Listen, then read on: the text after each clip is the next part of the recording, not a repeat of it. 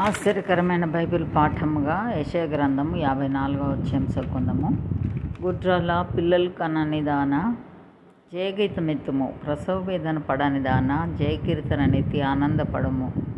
సంసార పిల్లల కంటే విడవబడిన దాని పిల్లలు విస్తారమగుదురని యెహోవా సెలవిచ్చుచున్నాడు. నీ గుడారపు స్థలమును విశాలపరచుము, నీ నివాస స్థలముల తెరలు నిరాటంకంగా సాగనిమ్ము.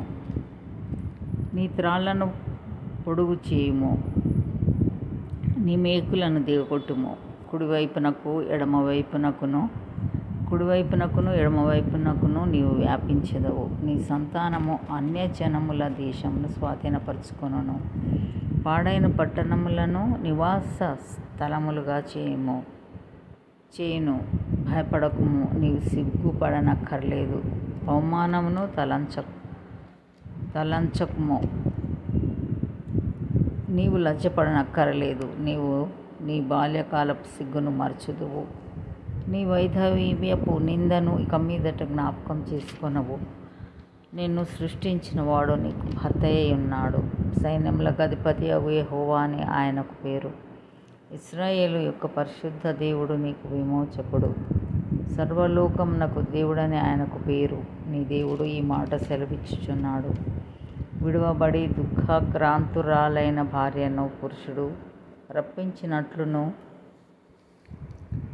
తృణీకరింపబడిన యవనపు భార్యను పురుషుడు రప్పించినట్లును యెహోవా నిన్ను పిలుచుచున్నాడు.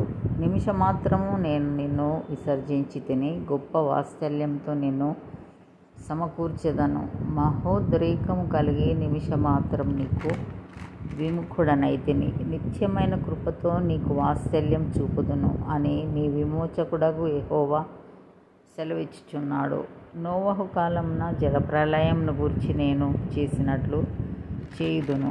జలములు భూమి మీదికి ఇకను పొర్లుచు రావని నోవహు కాలమున నేను ఒట్టు పెట్టుకొనినట్లు నీ మీద కోపంగా నుండననియు నిన్ను గద్దింపననియు నేను ఒట్టు పెట్టుకొని ఉన్నాను.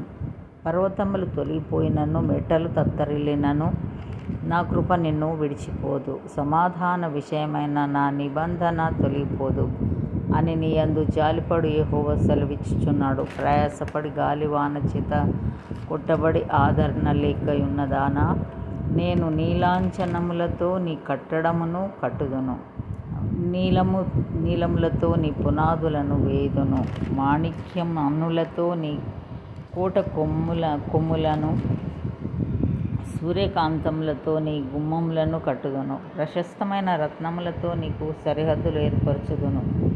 నీ పిల్లలందరూ యెహోవా చేత ఉపదేశం నొందుదురు. నీ పిల్లలకు అధిక విశ్రాంతి కలుగును. నీవు నీతిగల దానవై స్థాపింపబడుదువు. నీవు భయపడనక్కర్లేదు. బాధించువారు నీకు దూరముగా నుందురు. భీతి నీకు దూరముగా నుండును. అది నీ దగ్గరకు రానేరాదు. జనులు గుంపు కూడినను వారు నా వలన కూడరు. నీకు విరోధంగా గుంపు కూడువారు నీ పక్షపు వారగుదురు. ఆలకించుము. నిప్పులూది తన వృత్తికి తగినట్టుగా పనిముట్టు చేయు కమ్మరిని సృజించువాడను నేనే. నాశనం చేయుటకై పాడు చేయు వాని సృజించువాడను నేనే. నీకు విరోధంగా రూపింపబడిన ఏ ఆయుధమును వర్ధిల్లదు. న్యాయ విమర్శలో నీకు దోషారోపణ చేయు ప్రతి వానికి నీవు నేరస్థాపన చేసెదవు.